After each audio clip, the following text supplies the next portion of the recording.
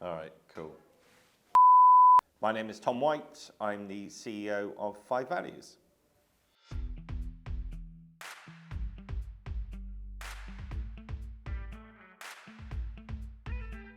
So I wanted to build something special in my own way. I knew that I had an ability to connect dots and see things in a slightly different way to other people, actually, and to be able to build a business with real purpose and great attributes that perhaps was lost a little bit. So I really wanted to cure an itch and see if I could do it and achieve it. And so far, so good. So I think one of the main defining moments in my entrepreneurial journey was actually the COVID situation. It's not so much how you handle yourself in good times, it's how you handle yourself in bad times which can shape you and make you learn a lot.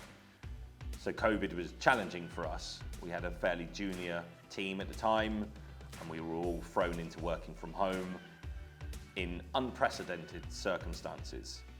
And we got through it, and in fact we didn't just get through it, we flourished. And that came through working hard, going back to basic principles, and I think it's also testament to human nature that sometimes when your back's against the wall, you can come out fighting and come out strong. By trying desperately hard to understand why it failed, what got me into that position in the first place, and the lessons I can learn from the failure. I actually think failure is really important because it's not until you fail do you understand depth of your ability or knowledge in a certain area and where you need to bolster that, either with people or support or training. The first one would be to have a strong work ethic. It's something that you can never replace through automation, AI, computer systems. These tools and technologies are there to enable us to achieve and do more, but it starts from being the longest burning candle in the room. I think you need to be inquisitive. Don't take anything for granted.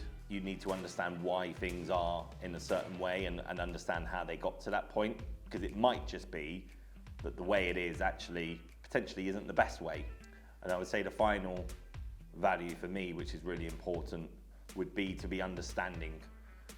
So to build any business requires people. All people are different. They have different needs. They have different wants and wishes and different aspirations in life, which can be completely separate to your own. And that's okay. It's okay in business to have different people doing different things, but you have to be understanding and considerate to those people to make sure you get the best out of them in what they're doing. And that can take time, but it's a really good quality to have.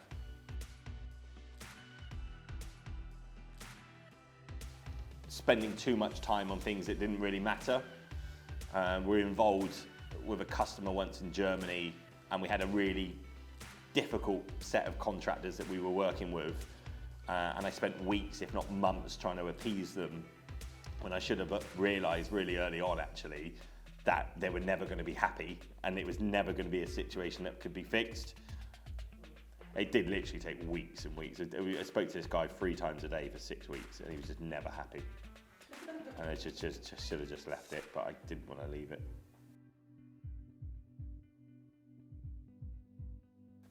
So I rebranded my business within the last 12 months, and it's not a task that anyone should take lightly. And I think if you're rebranding, it's because your message and purpose has fundamentally changed. And I really said to myself that I wanted to create something with more purpose and more consciousness. And the measure of that was always, would my niece and nephew come and work at my business one day, and would I be proud to have them there? Historically, probably not. And it's not to say we were doing the wrong things, we just weren't doing enough of the right things. And so we're on that journey now to do more of the right things in the right way, while still being successful and creating opportunities for people within the group. So I came up with the name 5 Values, but it wasn't the first name. In fact, there was probably 200 different names over an 18-month period. And again, I probably sweated this out too much. Some of the other names, looking back now, probably weren't the best, such as Goodtronics. There was also 9 Values, and then thinking about it, actually thought there's probably too many values to have. I'm pleased with where we are and the values that we have, and the 5 core values that we have as a business that guides us. And I think the name works. It works because we really want to live those values, but it takes a long time to actually really live those values. It's not a marketing ploy, it's something that we would do over a sustained period of time. And I'm thankful we didn't call it Goodtronics. I'm so glad we didn't call it Goodtronics. I remember you like, I've got a really good name. What do you think of Goodtronics? I was like, Yeah, no.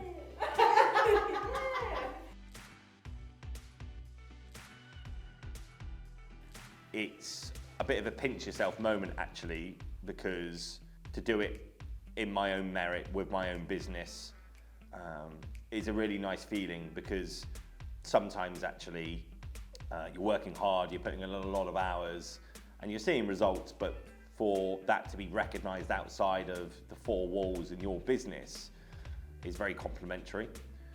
There's some fantastic people that have also been nominated, and to be mentioned in the same light as them is flattering.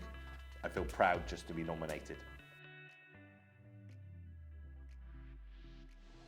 For people to look at the business and the company I've grown and the people that work there to say that not only were they experts in what they did, but they did things in the right way. And I think that, for me, surmises it really, really well.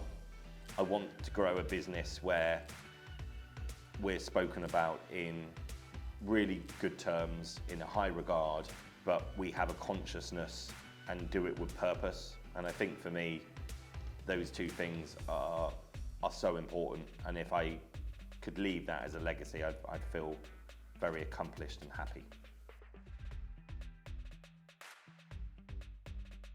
If anyone's inspired you, tag their names in the comments and feel free to reach out to me. I'm always happy to talk to people about business and answer any questions that you may have.